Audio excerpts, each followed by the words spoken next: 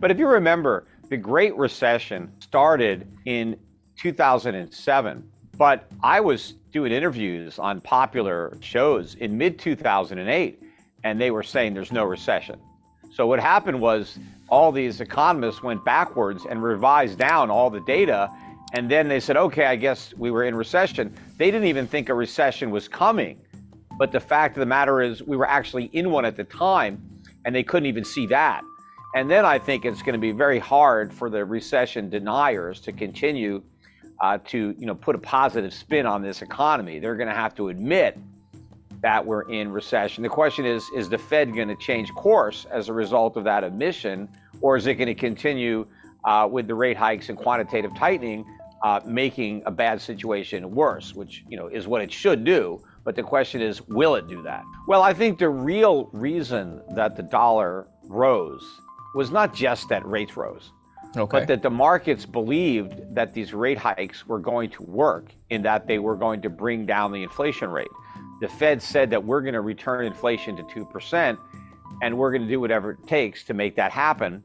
And the markets basically took the Fed at its word. So they bought the dollar on the idea that these high rates were going to produce positive real returns for dollars. But I think as the markets come to terms with reality that despite the rate hikes, inflation is not going down to 2%. In fact, it's more likely to head higher after this brief dip that we've had. And so that even though the Fed has raised rates are still negative from a real term. And if you have negative real interest rates, that is not a incentive to hold dollars. That's an incentive to sell dollars, because the interest that you earn is not high enough to compensate you for the purchasing power that you lose. And so when investors figure this out, I think the dollar is going to fall sharply, and that's going to exacerbate the problem that the Fed is dealing with, because the strength of the dollar limited the rise in consumer prices in the United States in 2022. So even though prices were up a lot, they would have been up even more had the dollar not been strong relative to other currencies. Well, remember, all these countries were experiencing inflation. Most of the Eurozones, their inflation rates were higher than ours. I mean, they're still looking at, over 10% year-over-year inflation rates in many European countries. So all currencies were losing value. It's just that on a relative basis, it's like if I'm going backwards at 10 miles an hour and the car next to me is going backwards at 20 miles an hour, relative to the car going backwards at 20 miles an hour, I'm moving forwards.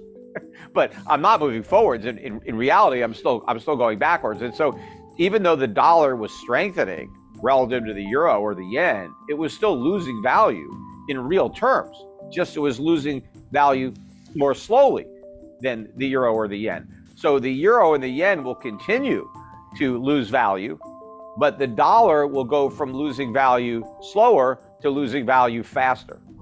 So on the headline number, we got some relief.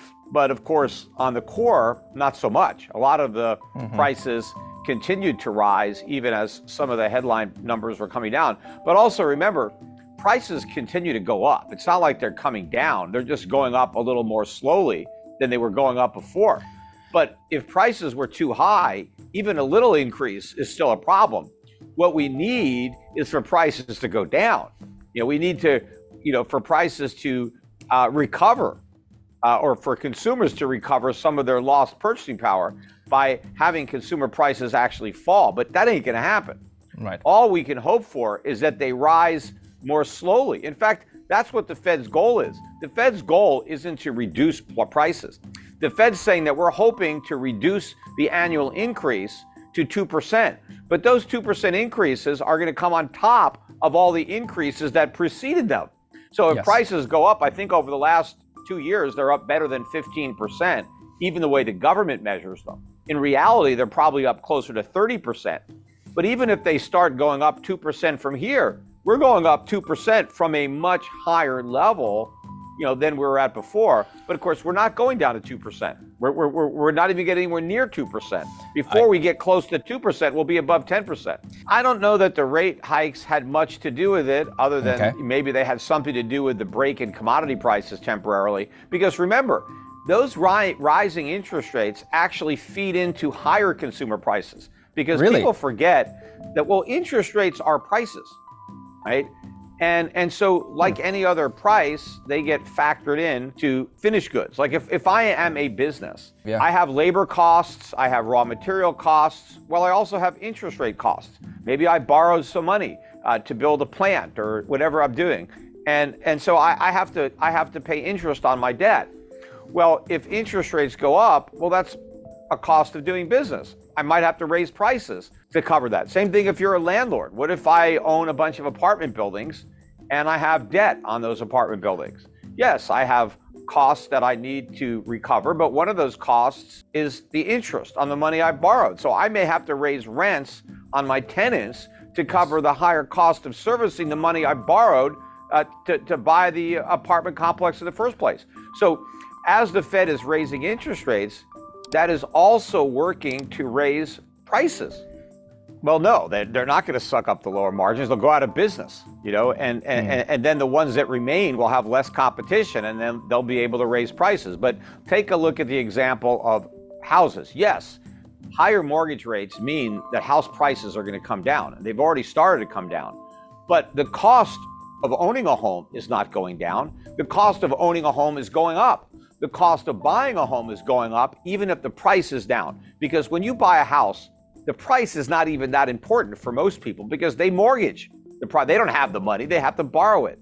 And even if the price goes down 10 or 20%, based on how much higher the mortgage rates are, it's actually more expensive to buy a cheaper house today because of your monthly payments. But your monthly mortgage payment is not it. What about your maintenance? What about your utilities? What about your insurance? These costs are going through the roof. So it's more and more expensive to own a home, to live in a home. These costs are going up, even if the price of the house goes down. And remember, during all these years where we supposedly had no inflation, real estate prices were going up. Well, during the rest of this decade, when we have high inflation, real estate prices are probably going to be going down.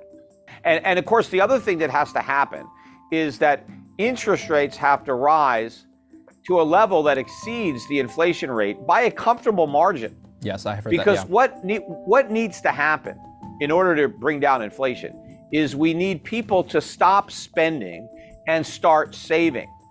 And so why would people save? Well, if they can earn a yield that exceeds the inflation rate, then they're going to get paid to save. Then they'll do it.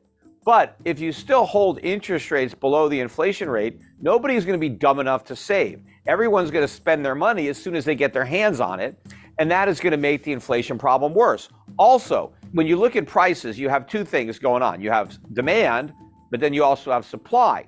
Mm-hmm. And so demand is being fueled by money printing and spending, but we need more supply. Well, if we have less spending and more savings, you kill two birds with one stone, because that reduces the demand, but it increases supply, because the money that is saved is then loaned out to businesses to make investments in capital that can increase productivity. So by encouraging savings and discouraging spending, we get less demand and more supply, and that helps reduce prices. But we're not doing that. We're not getting extra savings, so we're not getting additional supply. Yeah. And consumers are running up their credit cards, their all-time record highs, yes. Maxed out on mortgage debt, maxed out on auto loans. Everybody is borrowing and spending. So prices have got nowhere to go but up.